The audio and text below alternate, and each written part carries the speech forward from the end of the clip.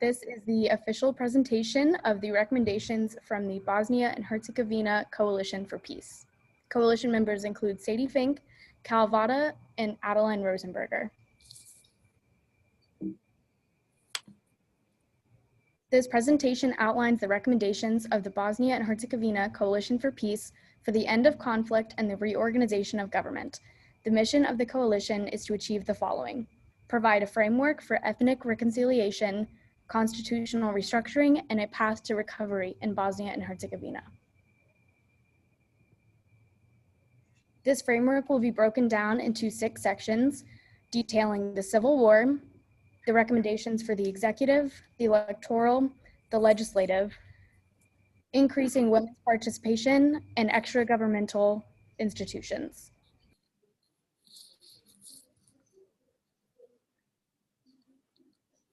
The first part of this presentation is the Civil War.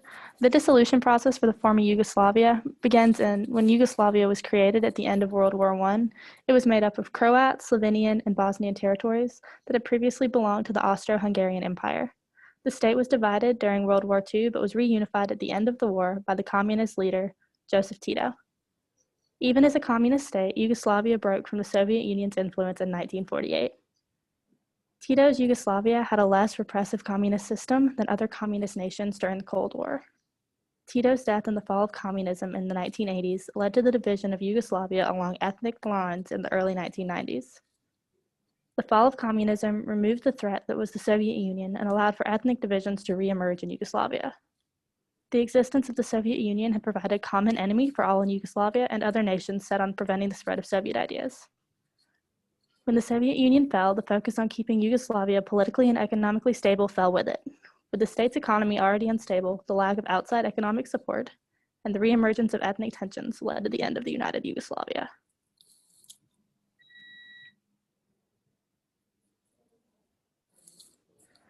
The conflict in Bosnia and Herzegovina began in 1992 and ended in 1995 with hundreds of thousands of former Yugoslavians misplaced, tortured, or dead. The commonly acknowledged start of the war came on April 6th of 1992, when Europe accepted the independence of Bosnia. This led to the Serbs beginning their campaign against the Croats and Muslims in order to form a Serb republic. Serb leader Radovan Karadzic led the Serbs to capturing the capital of Sarajevo and holding the majority of the state under the authority. The UN began renegotiating for peace with the Serbs, but as these talks were not fruitful, the previously allied Croats and Muslims went to war against one another. It was now a war between 3 different ethnic groups in Bosnia that would continue to worsen to the point where Europe would experience its first genocide since World War II. The UN would intervene more beginning in 1993 by establishing 6 safe zones and deployed troops which effectively halted the Bosnian Serb military. However, the stalemate would not continue and ended tragically in 1995 with the Srebrenica massacre. Following the massacre, NATO began to intervene with airstrikes against all sides of the conflict. The airstrikes brought about the agreement of the individual leaders to begin negotiating a United States brokered peace deal in 1995.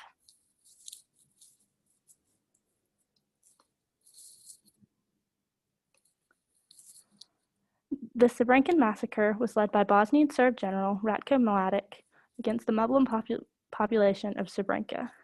Srebrenica had been labeled a safe zone for Bosnian Muslims by the United Nations troops that had been placed in Bosnia and Herzegovina. The massacre was a 10-day campaign led by Mladic, with the objection being to take over Srebrenica in order to impose ethnic cleansing. The women, children, and elderly of the region were bussed out prior to the massacre, leaving only the men, who were tasked with reaching the Muslim fighters outside the city in the hopes of creating a defense.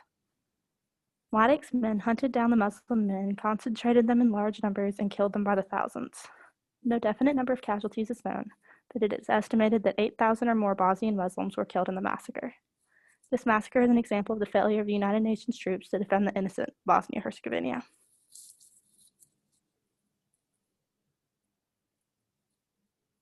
Role of international actors in the conflict. The United Nations was one of the major non-state players to have influence in the Bosnian genocide. Their mission at first was to remain solely as a peacekeeping force, but as the tensions escalated, they began taking on a more active role, which includes setting up safe zones in the capital of Sarajevo and surrounding areas for Muslim refugees. The legitimacy of the UN's presence was questioned by many. They failed to keep peace and only did the fighting stop when the Serbian president had decided that he had accomplished his genocide objective in Bosnia. The UN's incompetence of keeping peace led to the military intervention of NATO. NATO originally solely did flyover surveillance for Bosnia and Herzegovina and decided to support the UNPROFOR in their activities. First ever engagement was shooting down warplanes in no-fly zones in April 1993. Afterwards, airstrikes conducted by NATO planes against Bosnian Serbs were regularly used to support the UN ground force in safe havens. The heavy airstrikes during a 12-day period in 1995, named Operation Deliberate Force, convinced leaders to settle for peace and establish the Dayton Accords. Emerging from ethnic conflict, the new government of Bosnia and Herzegovina must ensure effective power sharing. Therefore, the government model will be consociationalism driven, with a parliamentary design and proportional representation. Parliamentary representation is designed to provide minority representation and thereby counteract potential threats to national unity and political stability. The government will be a federal system with certain autonomous rights granted to the Republika Srpska and Herceg Bosnia, but with a central government headed by the executive. There will be one head of state in the form of a prime minister. The PM will be elected by the legislative body every 4 years, and this PM will serve a maximum of 2 terms consecutively or non-sequentially. Any effort by a prime minister to extend their time in office beyond the constitutional confines will be viewed as a threat to the government of Bosnia and Herzegovina. The PM position is reserved for a member of the majority party, and considering that Bosniaks account for the majority of the population at 44%, this position will most likely always fall to a Bosniak national. The executive powers will not be without checks, of course, as the 2 minority parties in parliament will be afforded a minority veto. For a successful electoral system, because there are 3 main ethnic groups within Bosnia and Herzegovina, it's absolutely crucial that each of their interests are reflected through a strong institution with a stable electoral system. Because of this, there's going to be a consociationalist-driven extreme PR list system to ensure that the interests of every ethnic group, Croat, Bosniak, and Serb, are successfully advanced in the new state. Quote from Leipart, PR was designed to provide minority representation and thereby to counteract potential threats to national unity and political stability. This would leave a majoritarian system out of the question, which provides little to no option for minority representation. For a parliamentary extreme PR, districting is going to be based off of ethnicity majority, and the citizens will have an opportunity to elect multiple representatives in parliament. This is good for areas that are ethnically diverse, like Sarajevo, and elections are going to be held every 2 years with 15% of candidates on ballots must be women. These are 2 maps from the 1991 census, which outlines the population density on the left and ethnic composition on the right. Clearly, the more densely populated in area, the more ethnically diverse the region is, like Sarajevo in the center and the center north by a border with Serbia. We are opting for an extreme PR system over a moderate PR system. In this case, an extreme PR electoral system is more favorable. It's crucial to the success of the state that minorities are justly represented, and a 5% threshold to hold office, as would be in a moderate PR, would likely ensure a Bosniak majority, which would obviously suppress the interests of Serb and Croat minorities. Small districting would only create a bigger divide between ethnicities. And in the cases of successes with moderate PR, like in Sweden and Germany, they do not take into account the multiple ethnicities, as well as the post-conflict situation with our state. We're also opting for an extreme PR system over a SMP, which is a simple system to implement in which the candidate with the most votes is going to win the district. Wagner and Dreef would argue that SMP is better for regionally concentrated ethnic pluralism. And because Bosniaks account for roughly 40% of the population, they would argue that this is not ethnic dominance and that SMP would be better.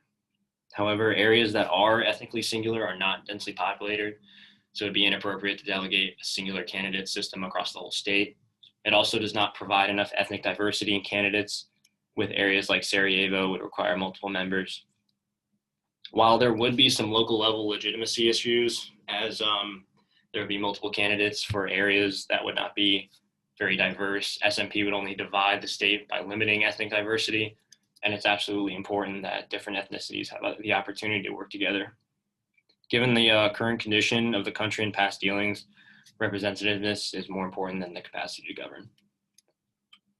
For the legislative body, we're opting for a parliament system, which is going to force political and economic cooperation between the three ethnicities, and it's also going to reduce the risk of political deadlock.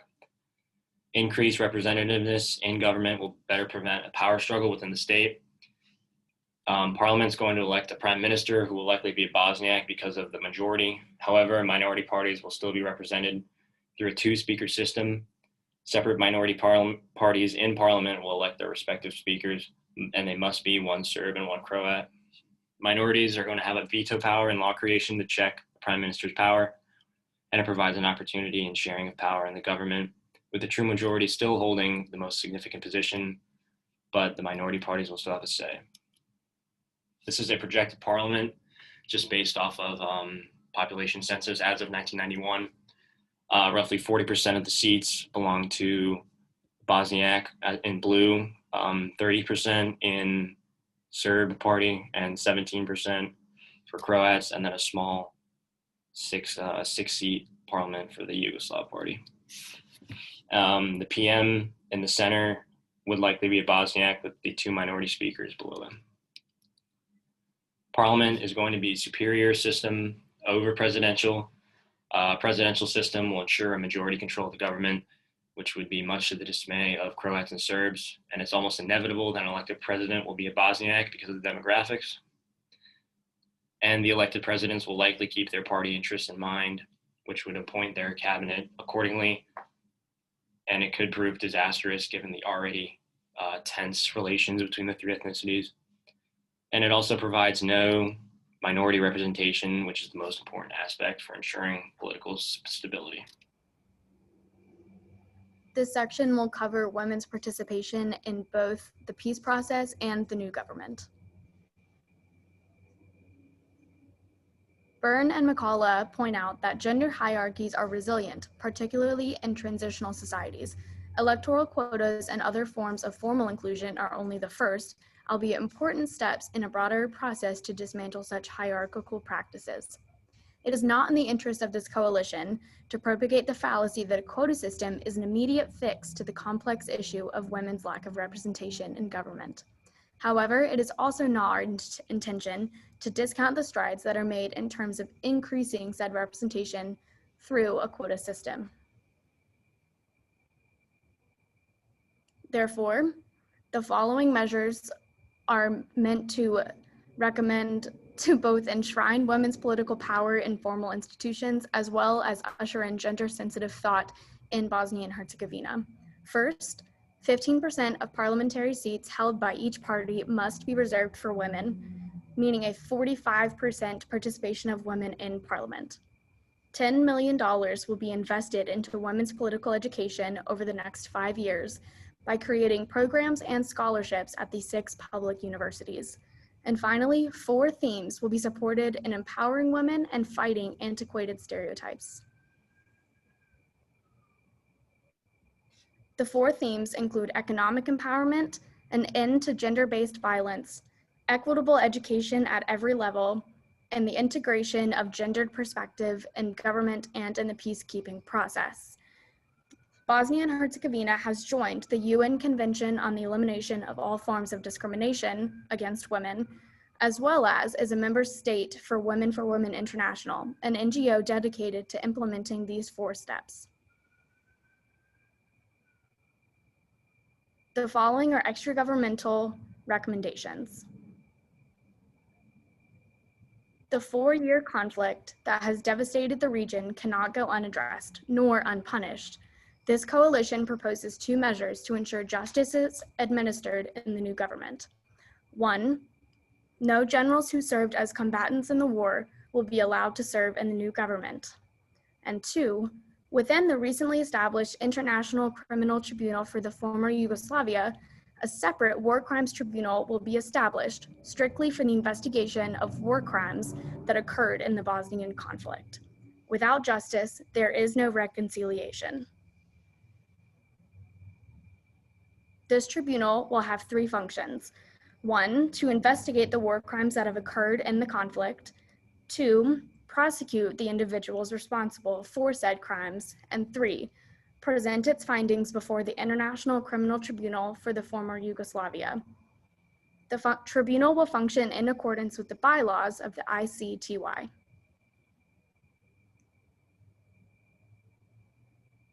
$12,000 to $50,000. This is the estimated number of women who were raped in the conflict in a systematized effort of dehumanization and oppression of women and girls. In recognition of the gender-based violence that occurred during the conflict, including mass rape and sexual slavery, this coalition recommends the tribunal, in its investigation of war crimes, maintain at least 50% women's representation. Excluding women from the peace-building process is detrimental and unacceptable, as it is proven that peace agreements are 35% more likely to succeed when women are at the table. This concludes the Bosnia and Herzegovina Coalition for Peace's recommendations. Implementation of this framework is the best chance for the nation of Bosnia and Herzegovina to achieve ethnic reconciliation, undertake constitutional restructuring, and embark on a path to recovery. Thank you.